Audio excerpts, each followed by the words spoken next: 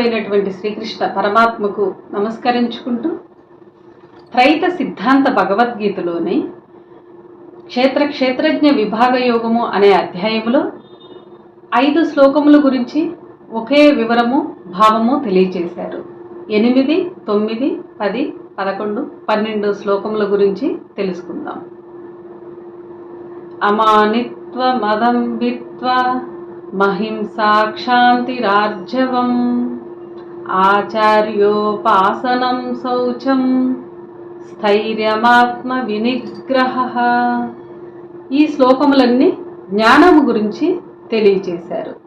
భావము: గర్వదంభములనేవి కలగకుండా శాంతి, నిష్కపటము, అహింస కలిగి సద్గురువులను పూజించుచు ధైర్యము, ఆత్మ నిగ్రహము కలిగి ఇంద్రియముల మీద ఆసక్తి లేకుండా నేనను అహంకార భావము లేకుండా జన్మ, మృతి, ముసలితనము, రోగము, దుఃఖము వచ్చునవి పోవునిగా తలచుకొనుచు భార్యాపుత్రులందు ప్రేమ లేకుండా గృహము, భూమి మొదలగు వాటి మీద కూడా ఆసక్తి లేకుండా నిత్యము సంభవించడి ఇష్టాయిష్టములందు కష్టసుఖములందు సమచిత్వము కలిగి వ్యభిచరింపని భక్తి కలిగి అనన్యమైన యోగము చేయుచు మనుషులు లేని స్థలములో ఉండుటకు ఇష్టపడుచు జన సమూహములందు ఇష్టము లేని వాడై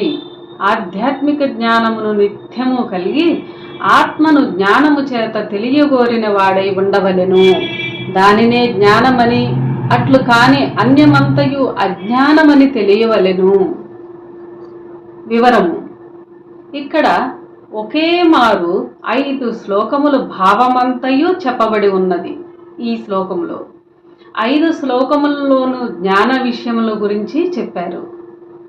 ఈ విధముగా ఉండటమే జ్ఞానమని కూడా వివరించి చెప్పారు. ఇక్కడ 8 నుండి మొదలై 12వ శ్లోకముతో ముగిసిన ఈ విషయముల్లో 11వ శ్లోకములో మయీ చానన్య యోగేన భక్తి వ్యభిచారిణి అను మాట చాలా మందికి బాగా అర్థమై ఉండదనుకుంటాము. ఇక్కడ మయీ చానన్య యోగేన భక్తి వ్యభిచారిణి అను మాట ఎవరికీ అర్థం కాలేదనే చెప్తున్నారు స్వామివారు.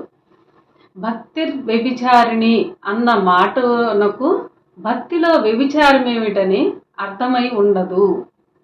వ్యభిచారం అంటే ఒకరు శారీరకముగా అనేక మందితో సంబంధము పెట్టుకోవడము. ఇక్కడ భక్తి అనున్నది మనకు సంబంధించినది కావున మనస్సుతో భక్తి ద్వారా అనేక మంది దేవతలతో సంబంధము పెట్టుకోవడమును భక్తిలో వ్యభిచారం అంటున్నాము.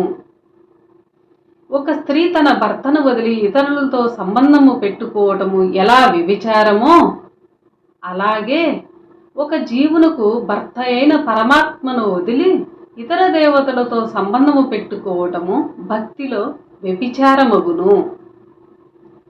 శరీర వ్యభిచారం ఎంత తప్పో అలాగే భక్తి ద్వారా చేయి మానసిక వ్యభిచారము అంతే తప్పని చెప్పవచ్చును.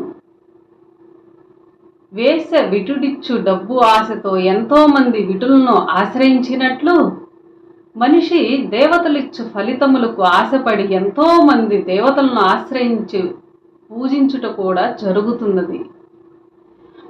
సర్వమునకు మూలకర్త అయి భరించు పరమాత్మను, సర్వమునకు సృష్టికర్త అయిన సర్వమునకు మూలకర్త అయి భరించు పరమాత్మను వదిలి స్వల్పమైన దేవతలను పూజించుట నేడు ఎక్కువ శాతము జరుగుచున్నది.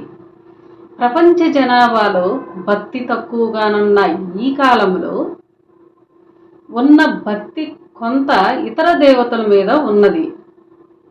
1000 మంది భక్తులను పరిశీలించినట్లయితే అందులో ఒకడు కూడా పరమాత్మ మీద భక్తి కలిగి ఉండటము లేదు, చాలా అరుదు. ఆ 1000 మందిలోనూ అందరూ కూడా ఒకే దేవుని మీద భక్తి కలిగి ఉండరు. 1000 మందికి 10,000 మంది దేవతలు ఉండటము కూడా ఆశ్చర్యము కలిగిస్తున్నది ఈ రోజుల్లో. అట్లుండట అజ్ఞానమని, అది సరైన పద్ధతి కాదని పరమాత్మను మినహా ఏ దేవతను ఆరాధించకూడదని, దేవతల మీద ధ్యాస వదిలి పరమాత్మ మీద ధ్యాస పెంచుకోవటము జ్ఞానమని ఈ 5 శ్లోకముల ద్వారా తెలియచేశారు.